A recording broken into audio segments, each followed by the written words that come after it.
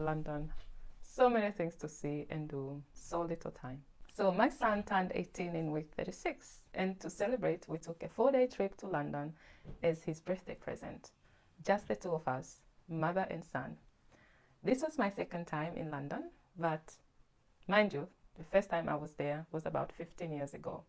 So it basically felt completely new to me. It was also first time for my son. So we had a fantastic time discovering different areas within London. In this video, I'm sharing my top tips and a few common mistakes we made so you can have the best time possible on your next London adventure. And I will break this down into how we got there, where we stayed, what we did, and what we wished we had done better. And stick around to the end because I'll be giving you a little bit tips here and there as we go along. So let's jump in. We flew to London by Norwegian Air from Copenhagen Airport. It was the 6 a.m. flight. Such ungodly hour. I wouldn't recommend it, especially if you live in Helsingborg like us, because there is no public transport around that time. Anyway, the good news is that the flight to London takes about 3 hours, factoring, the time differences that we have. So we landed at Gatwick Airport by 8 a.m. in the morning. So we had a whole day by ourselves, which is why I picked this flight. Gatwick Airport is an hour from central London, and it's very well connected to different parts of London through public transport. So you don't really need to take a taxi to your hotel. There is the Southern Line, Thames Link, and the Gatwick Express, depending on which side of London you're going. If you are new, you don't know anything, I think it's best to take this Gatwick Express, even though it's quite expensive. Otherwise, the Southern Line would also take you somewhere in the central, or the Thames Link would also take you to the central London. They are much cheaper than the Gatwick Express, almost £10 cheaper. If you're planning a trip and you have more days, maybe find a flight that arrives a little bit after 9:30. Then the cost of the trains drops significantly. So our hotel was at the Bayswater area in Westminster Borough. So from the airport, we took the Gatwick Express to Victoria Station, and from there we took the tube, the Circle Line, which goes straight to Bayswater. I really liked this Bayswater area as it is quite connected to the rest of the city. There are so many bus stops all around the area, just 7 minutes or 5 minutes walk. And it's quite close to Notting Hill and the Hyde Park, just about 10 to 15 minutes walk. There are also different tube lines like the Central Line, that is the Queensway, and the Circle Line, which is at the Bayswater or Notting Hill gate, and this gives you access to different areas of London. Hence, I would highly recommend this area, especially if you're staying in London for less than a week. And when it comes to choosing a hotel, London is massive, so you have to be strategic. One of the things to check is the postcode. It would look like this, WSSE, which basically means the west or southeast, you know the drill. And next to the letter, there will be a number. And remember that the higher the number, the farther away it is from central. You might think that you are saving on hotels, but at the end of the day, the cost of transport would add up. Now that we're done with the practical stuff, let's get to the fun stuff, shall we? Our first day in London was all about the classics. So after checking in into our hotel, we hopped on to the underground, which the Londoners call it the tube. Our plan was to see the Big Ben. So from the Bayswater station, it was a 9-minute tube ride to Westminster station. And as soon as we stepped out of the station, there it was, Big Ben, in all its glory, right in front of us. My son and I were both like in unison, wow. And next to it is the Westminster, where the UK Parliament takes place. Such a stunning building in real life. It's one of those moments that makes you feel like, yep, I have arrived in London. After we finished admiring the Big Ben and the Westminster, we took a little stroll towards George Street. And over there we found several iconic red telephone booths. Of course, I had to get a classic tourist shot.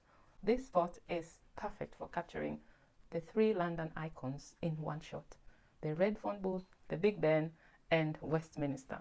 After some photo sessions, we then wandered around the Parliament Square, checking out all the statues of famous people, including Nelson Mandela and Abraham Lincoln.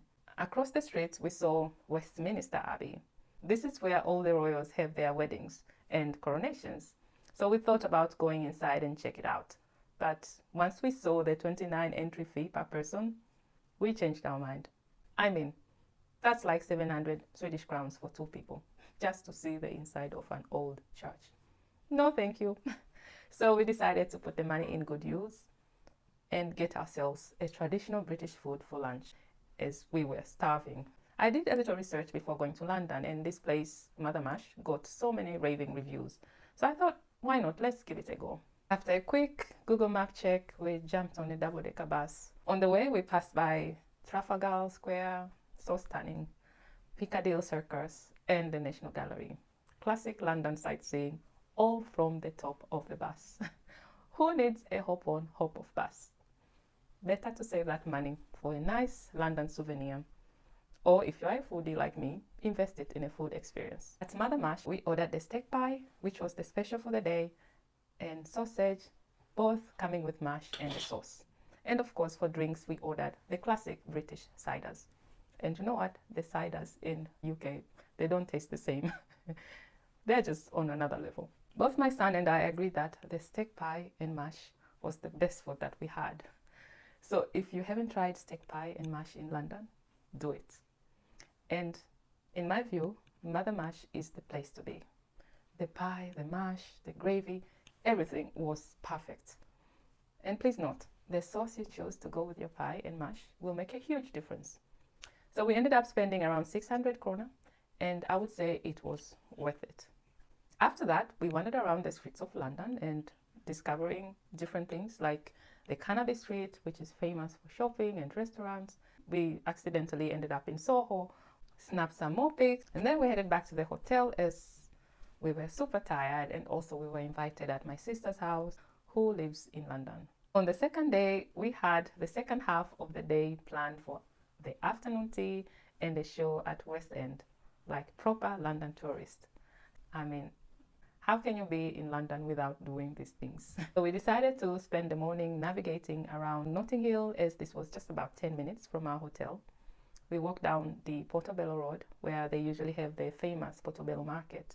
The street was rather quiet though, as it wasn't market day. Market day is usually over the weekend. However, there were a couple of vendors, mostly with permanent shops. I managed to get myself a vintage statement ring, which made me so happy. On our way there, we also strolled past the famous colorful townhouses. You know, the ones everyone takes pics for Instagram. And then, as we were heading back to the hotel, we walked down and turned towards Westbourne Grove Street. And there we discovered a lot of lovely shops and cafes. We couldn't resist stopping at the most adorable Ladure Cafe for some fancy coffee and macaroons. Fun fact, this is the only Ladure in London with a cafe concept. So a little later we headed to Oxford Circus just to walk around. I even got myself a mini makeover at John Lewis. So I was all glammed up for the rest of the day, and how perfect for the activities that were ahead of me. It was then about time we got to our booked afternoon tea at the Worsley. This was another attempt to try the British traditional meals, and a little bit of a surprise for my son. When you're doing the booking in their website, you can mention that if it's a special celebration. When we arrived, he was greeted by the host at the reception with a nice birthday greeting. I thought it was such a lovely gesture. It made my son smile and myself. So the afternoon tea was the most pricey dining experience we had in London. And mind you, this was not one of the most expensive afternoon tea. Was it worth it? Yeah, maybe for the ambience. The food was really good, but I don't think it was worth the price. The highlight of our day was a show at West End. Went for the Broadway classic, The Lion King, and this was my son's choice. Everything was spectacular. The actors, the drama. This was my first professional theatre experience, and boy, I was so hooked. Now all I want to do is win the lottery and come back to see every show. The Hamilton, Les Miserables, Mamma Mia, all of them. You know the drill. On the third day, we decided to take it easy as we were quite tired, to be honest. So we visited the famous Borough Market, where we had fish and chips. We also walked around the market and saw some very interesting food stalls, including ice cream made out of goat milk. My son tasted some, and his exact words were, "It's like goat cheese with sugar." So we passed. Later in the evening, we had dinner plans in Notting Hill at this very charming Italian restaurant. with my sister and her good friends that I haven't seen for a very long time. The weather was perfect, so we felt like we were in some southern part of Italy in one of these charming villages, you know. And I had a calzone and a carafe of Italian red wine. I forgot the name. La Dolce Vita. My son also had a pizza special. After dinner, we were invited to Soho House, a place for creatives. One of my son's cousins is an actor in London. Hence, we managed to get this invitation. Otherwise, it's impossible to get in unless you're invited. So don't go around London and looking for Soho House, okay? The cousin was kind enough to introduce us to some actors. Unfortunately, I don't know quite a lot of British actors. But later on, when we were walking back home, we saw some of the faces in some posters, and I immediately regretted not taking a selfie with any one of them. On the last day, we started panicking because we thought, oh my God, we haven't seen a lot of things yet. So we decided to wake up early, skip the breakfast at the hotel, and our goal was to see the Tower Bridge, because actually, when we were at the Borough Market, we were heading to the London Bridge thinking that it was the Tower Bridge, but so we missed it. Luckily, our flight was at 4 p.m. So when you arrive at the Tower Hill station and you're walking towards the Tower Bridge, you pass by the Tower of London, which is a magnificent old fort. This place used to be prison for very important people. Apparently, even the Queen Victoria I was imprisoned over there.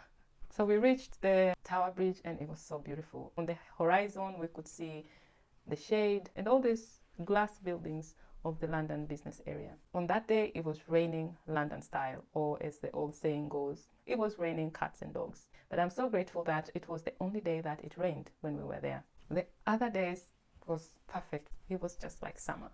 So we were so happy. So after snapping some memorable photos with the background of the Tower Bridge, we decided we wanted to end our London trip with a classic English breakfast at one of London's traditional greasy spoons. This one we went to is right opposite Bath Hospital, and it is a true greasy spoon.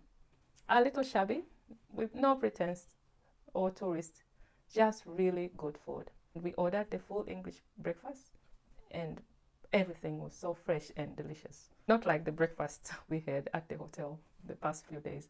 The sausage tasted fresh, the beans, everything was so good.